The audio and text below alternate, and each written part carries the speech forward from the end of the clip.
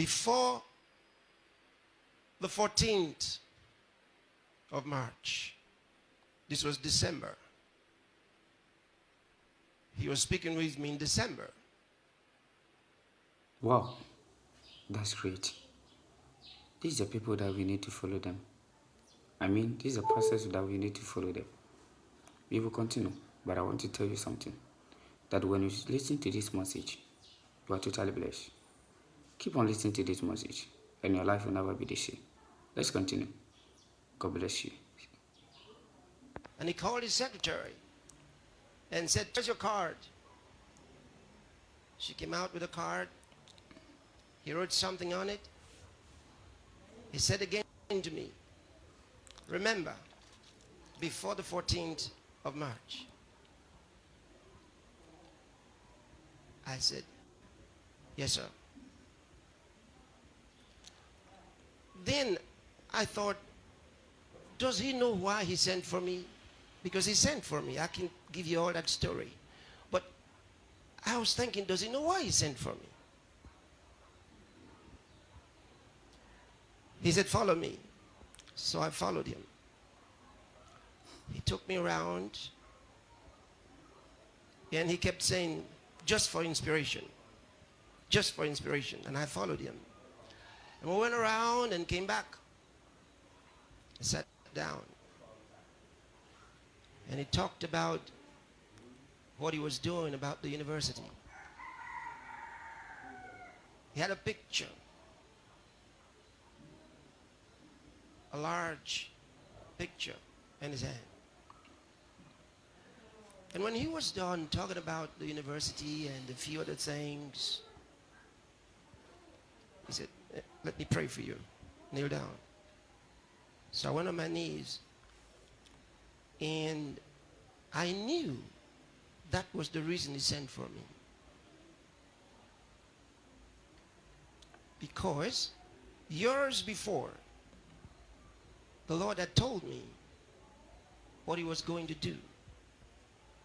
That on a particular occasion, he will call for me, and he will do this. I didn't know when. But while I was there, he said, "Kneel down, let me pray for you." And he laid hands on me and spoke words of the Spirit. Now, it may interest you to know, 2 years before then, I was at a state in my life, a young preacher, just going into the ministry, thinking what I was going to do further, because I just didn't really have any ministers who would take personal interest. It's one of the things that young ministers face when you don't have anybody who takes interest in you to want to mentor you.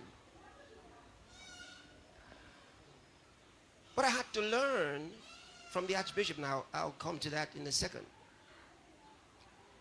But I was at this point in my life, I was thinking, what do I do?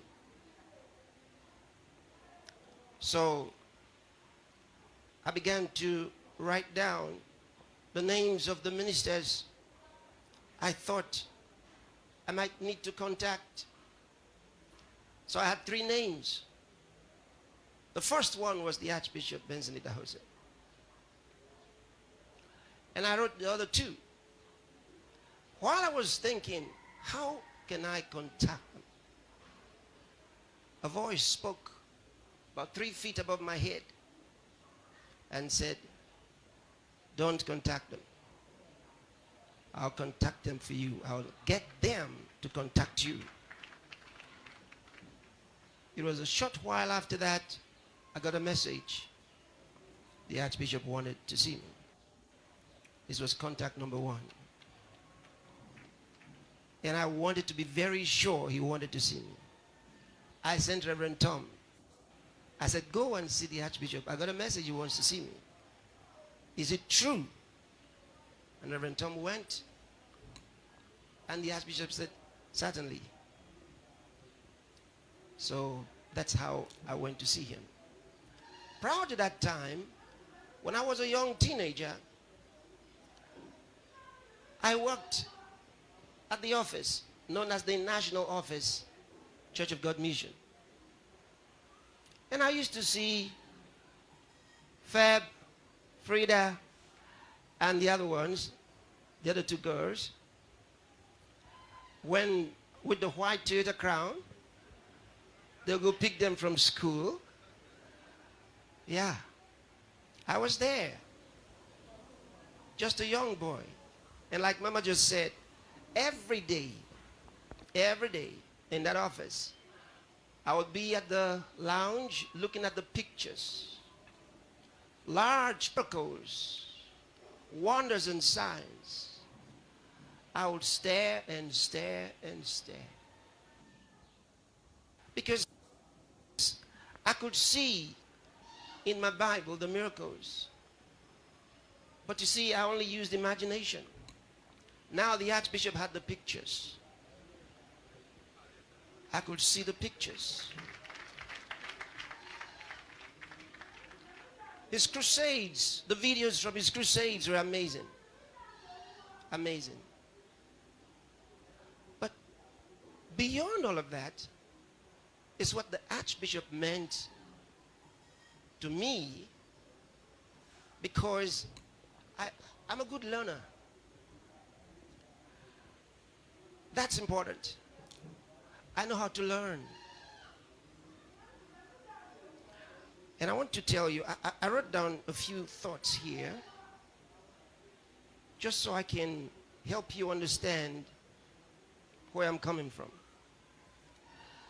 You know,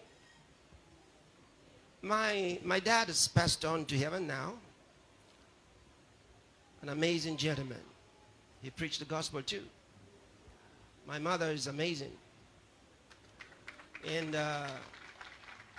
they brought us up very well.